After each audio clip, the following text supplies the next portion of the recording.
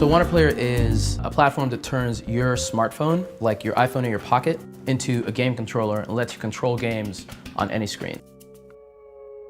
I was born and grew up mostly in Nigeria, and I come from a family of entrepreneurs, so I always knew that at some point I would be trying to strike it by myself. To get to WanderPlayer, we looked at a variety of businesses that we wanted to do, and we had a couple of criteria that were really important, one of which was we had to build something that we would use ourselves, and we wanted to build something that took advantage of our strengths as both gamers and as people who've built things in hardware and software. The next step really is building out the team, and that's what we get out of more resources. This is my life. Like, I'm doing this, and I have a vision that one day the phone that's in your pocket is going to be the way that you control everything.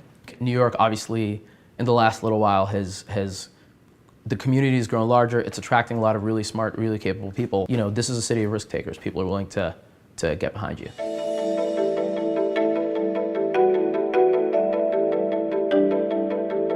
Hi, nice to meet you. I'm working on a company called WanderPlayer, which is an easy way to play games on any screen using your smartphone as a controller. It's something that's real. So my phone can be the controller? Yeah. Everybody loves Mario, right? So let's start with that. Oh! This is crazy. This is old school. This is very old school. I'm excellent at this game. Dude, it's probably been a while. You've died the first. No, that's the first no, bad guy but of every the single only reason I'm dying is He's because gonna blame the game. It's No, okay. no. Look, if you want, we'll go to my place and we'll set this up for real, and you'll see.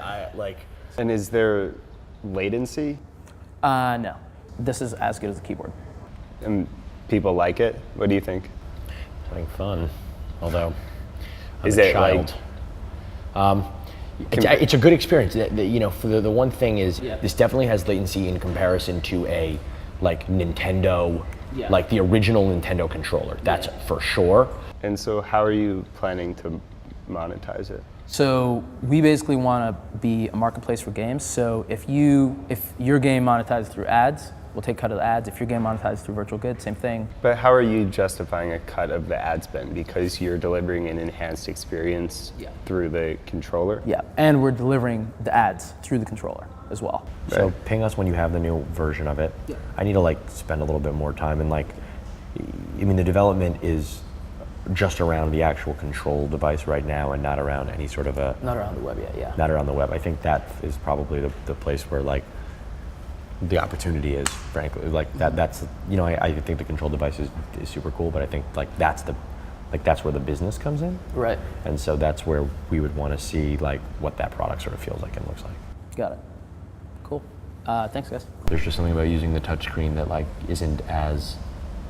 just isn't as good. It's the same problem with the keyboard. Yeah, right? it's the same problem with the keyboard. Yeah. It's the same problem. I mean, the screens, presumably over time, it'll get closer and closer to feeling more like a keyboard and less like a screen.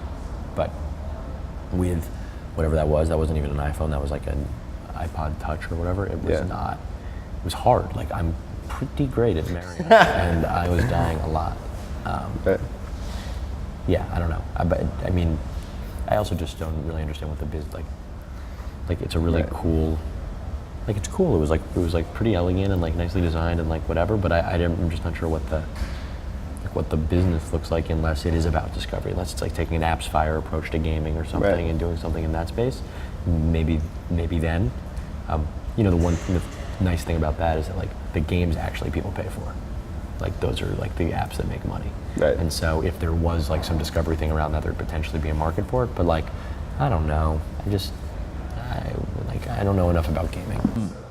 All I really wanted was a chance to show the product. I think the product speaks for itself. You put it in people's hands, they're addicted to it. And that's really what I was looking for. As you can see, Ben spent the whole time playing. I think it went okay. I think, obviously, they're probably a little more excited about the product than the business, but that's kind of where it shines now. We're at an early stage, so it makes sense that that's what they'd be excited about. The big lesson is to come prepared to show the entirety of the experience rather than just the product, but a way for anybody who's playing to immediately see this is the product, this is the business, this is how they tie together.